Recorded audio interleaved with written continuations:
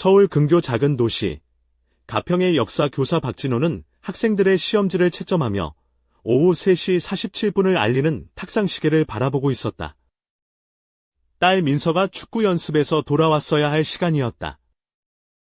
그때 진호의 휴대전화가 울렸고 아내 이수진의 떨리는 목소리가 들려왔다.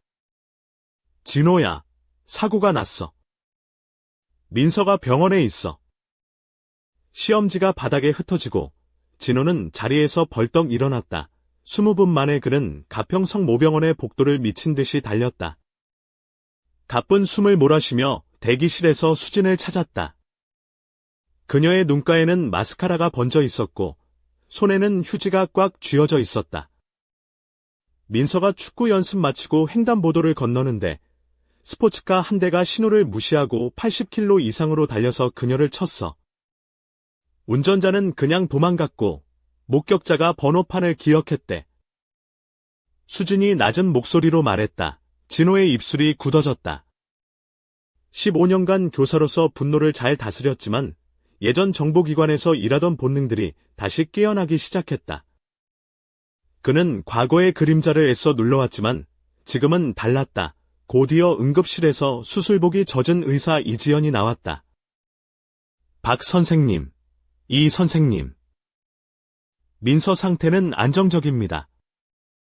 갈비뼈가 부러지고 뇌진탕, 그리고 내부 출혈이 있었지만 다행히 조절 중이에요. 많이 다칠 수도 있었는데 운이 좋았어요. 진호는 안도의 한숨을 내쉬었지만 이내 냉철한 분노가 밀려왔다. 언제 민서를 볼 수 있나요? 지금은 진정제를 맞아 잠들었어요. 내일 아침에 보시면 됩니다. 그들이 병원 주차장으로 걸어 나가자 형사 김재훈이 다가왔다. 그는 마른 체구의 눈빛은 부드러웠지만 얼굴에는 답답함이 가득했다. 박 선생님, 직접 말씀드리려고 왔습니다. 번호판을 추적했더니 차는 서승민 씨의 아들, 서준호의 차량입니다. 그런데 준호 씨는 집에 있었다고 주장하고 있고 아버지께서도 이미 변호사팀을 꾸렸습니다. 수진이 목소리를 높였다. 목격자들이 봤다고 했잖아요. 네, 하지만 서 씨 측 변호사들은 오인 신고라며 사건을 무마하려 하고 있습니다. 서 씨 가족은 이 동네에서 꽤 영향력이 있거든요. 진호는 김 형사의 얼굴을 뚫어져라 바라보았다. 뭔가 숨기는 게 틀림없어. 그날 밤 진호는 병실에서 잠든 민서의 손을 꼭 쥐었다. 그녀의 작은 몸은 각종 기계에 연결되어 있었고 왼쪽 얼굴은 멍들어 있었다. 수진은 집에 가서 옷을 갈아입으러 갔다.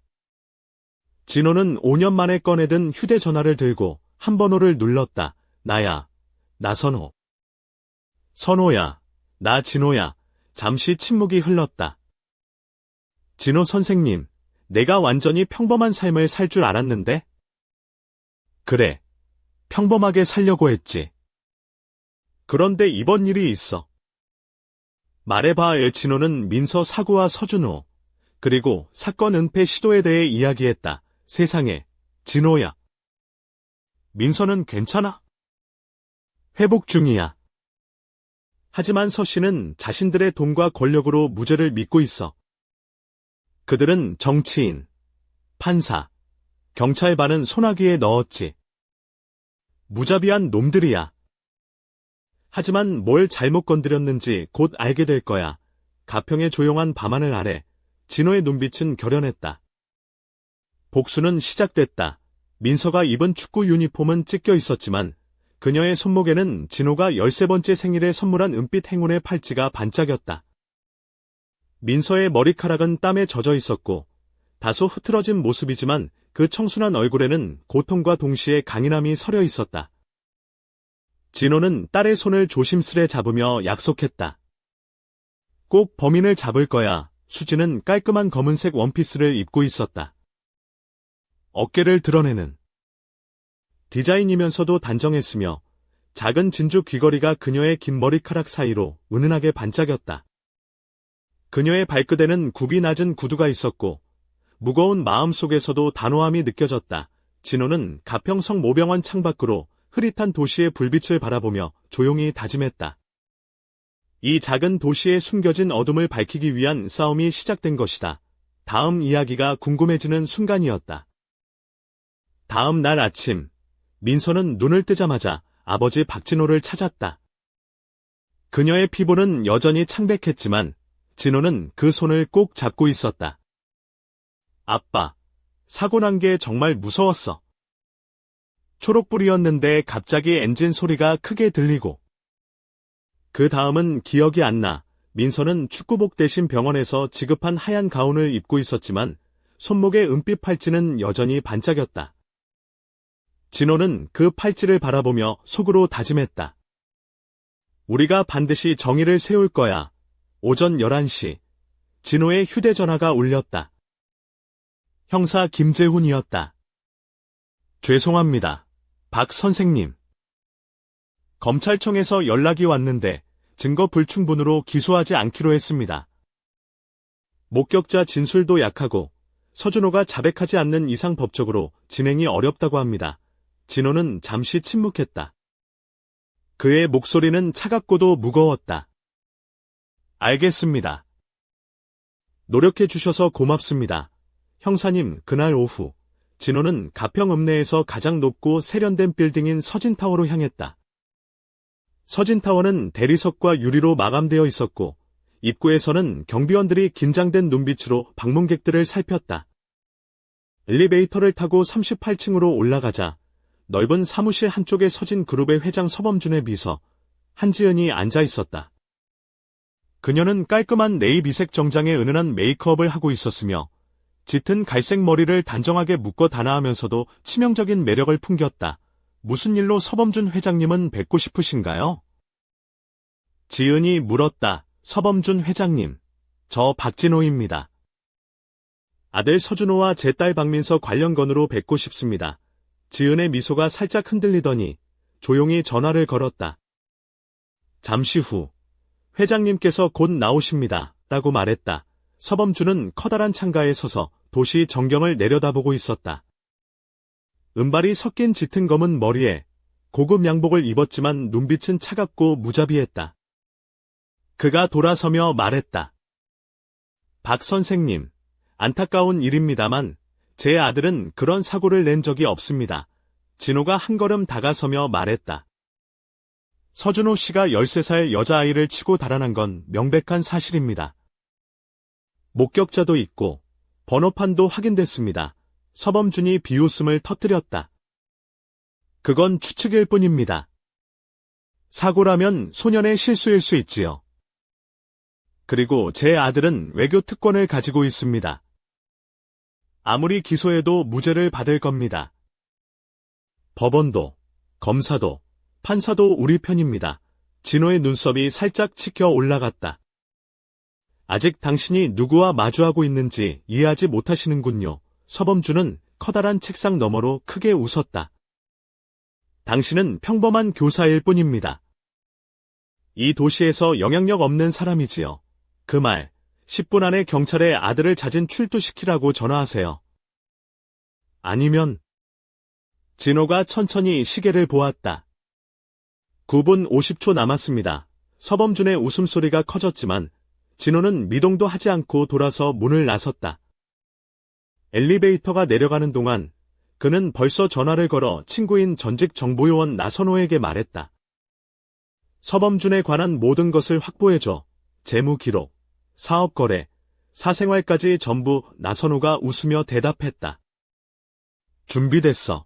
진호야. 이제 시작이야. 가평의 하늘은 점점 어두워지고 있었다. 진호의 싸움은 이제 막 시작된 것이다. 그날 저녁, 박진호는 집 서재에 앉아 노트북을 켰다. 겉보기엔 평범한 역사 교사지만 그의 과거는 전혀 달랐다. 12년간 국방부 산하 비밀 정보기관에서 특수 임무를 수행했던 그는 6개 국어를 구사하고 다양한 전투 기술을 익혔으며 동유럽의 부패한 장군을 인내와 교묘한 계략으로 무너뜨린 경험이 있었다. 딸 민서가 태어난 후 조용한 삶을 선택했지만 필요할 땐 언제든 다시 싸울 준비가 되어 있었다. 그때 휴대전화가 울렸다. 나선호였다. 진호야.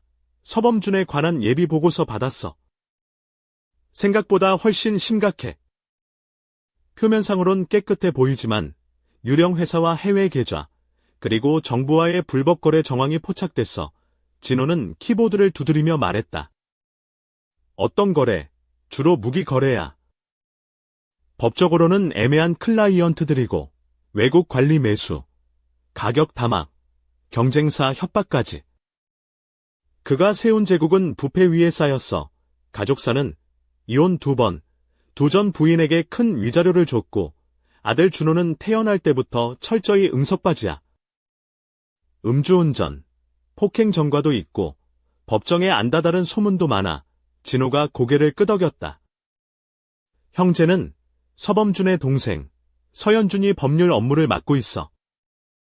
전 검사 출신인데 형보다 더 교묘하대. 둘 다 상대하기 쉽지 않을 거야. 그는 숨을 깊게 들이마셨다. 이번 일은 단순한 복수가 아니야. 정의를 세우는 싸움이지. 곧이어 진호는 은밀한 보안 전화로 워싱턴의 한 번호를 눌렀다. 체리 판사님, 박진호입니다. 지난 이틀 전 제 딸이 사고를 당했고 서범준 씨가 판사님을 소유하고 있다고 들었습니다. 무슨 말씀이신지. 전 그런 적 없습니다. 판사의 목소리는 떨렸다. 2019년 서진그룹 산하 회사가 판사님의 별장 구입을 위한 4억 원 대출을 해주고 8개월 만에 탕감했습니다. 그 직후 서준호 음주운전 사건을 기각했죠. 이 대화가 공개될 경우 판사님은 24시간 내에 관련 사건에서 물러나시고 조기 은퇴하셔야 합니다. 그럴 리가. 판사의 목소리는 점점 작아졌다. 녹음 파일도 확보했습니다. 진호가 전화를 끊고 곧바로 형사 김재훈에게 전화를 걸었다. 김 형사님, 만약 새로운 증거가 나오면 사건 재조사 가능합니까? 물론입니다. 그 증거가 뭔데요?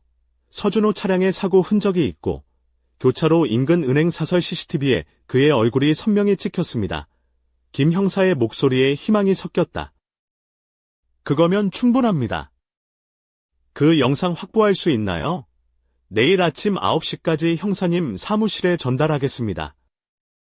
사진과 증인 진술도 함께. 진호는 미소를 지었다. 준비는 이미 끝났습니다. 이제 진짜 싸움이 시작되는 겁니다.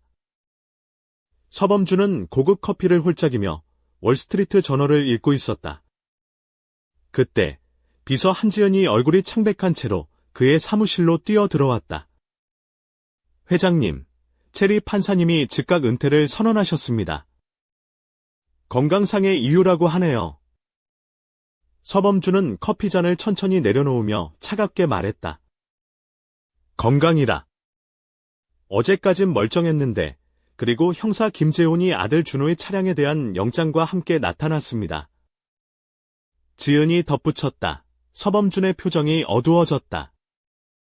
그는 휴대전화를 꺼내 아들에게 전화를 걸었지만 곧 음성사서함으로 넘어갔다. 준호야, 당장 연락해.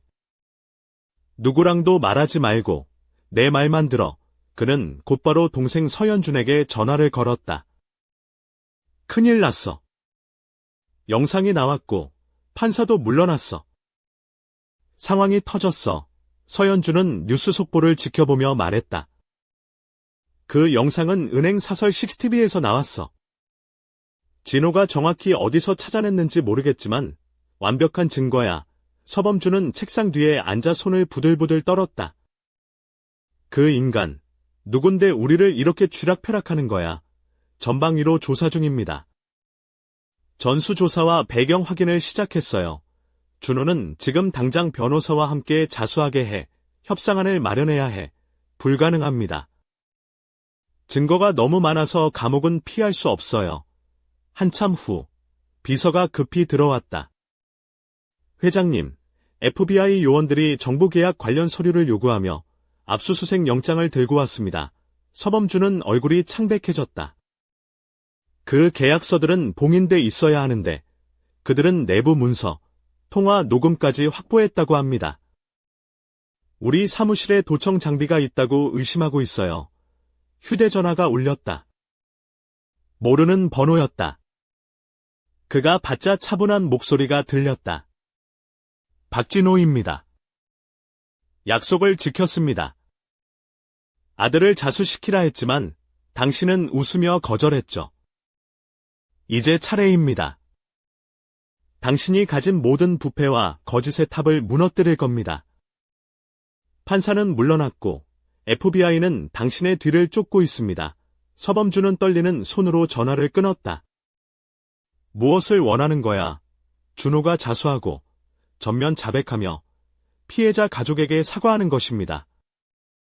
감형이나 거래는 없습니다. 죄에 상응하는 형을 받게 될 겁니다. 서범준은 절망에 빠졌다. 그럴 수 없어. 내 아들을 지켜야 해. 이미 늦었습니다. 이건 협상이 아니라 심판입니다. 전화가 끊기고 긴 침묵이 방 안을 채웠다. 서범준의 제국이 무너져가고 있었다. 어두운 골목에 위치한 백두산 술집 뒷부스. 서준호는 네 번째 위스키 잔을 비우며 깊은 한숨을 내쉬고 있었다. 뉴스가 퍼진 후 그는 이곳에 숨어 있었고 아버지의 수많은 전화도 받지 않았다. 그가 고개를 들어보니 한 중년 남자가 천천히 부스로 다가왔다. 은빛이 섞인 머리칼과 날카로운 눈빛이 그의 평범한 옷차림과는 어울리지 않았다. 서준호 씨, 남자가 낮고 침착한 목소리로 불렀다. 누구냐? 준호가 경계하며 잔을 꽉 쥐었다. 두 가지 사실을 알고 있다. 사고 당일 내 혈액에서 코카인이 검출됐고 그날 밤 너는 가평시 오가의 빈스 카스트로의 마약 조직에서 나왔다. 내가 도망친 진짜 이유다. 준호의 얼굴은 창백해졌다. 어떻게 그걸 알지? 내가 아는 건 내가 직접 찾아내는 법이지. 준호 씨, 이제 내가 해야 할 일만 남았다. 남자는 명함을 건넸다. 우드워드 변호사. 내가 제안하는 건 이렇다. 경찰에 잡히기 전에 자수하고 전면 협력하며 정식 사과를 하면 형량이 대폭 감경될 수 있다. 아버지가 절대 허락 안 하실 거야. 그 보호막은 환상일 뿐이다.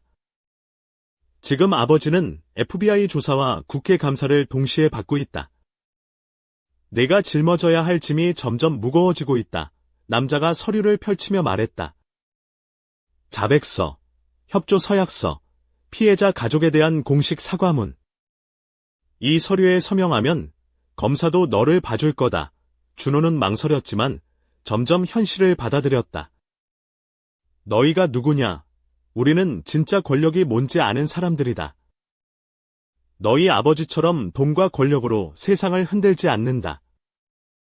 정의를 실현하는 사람들이다. 한편 가평의 한 낡은 창고. 서현주는 형 서범준과 함께 쌓인 서류 파일을 바라보며 말했다. 우린 완전히 조여지고 있어.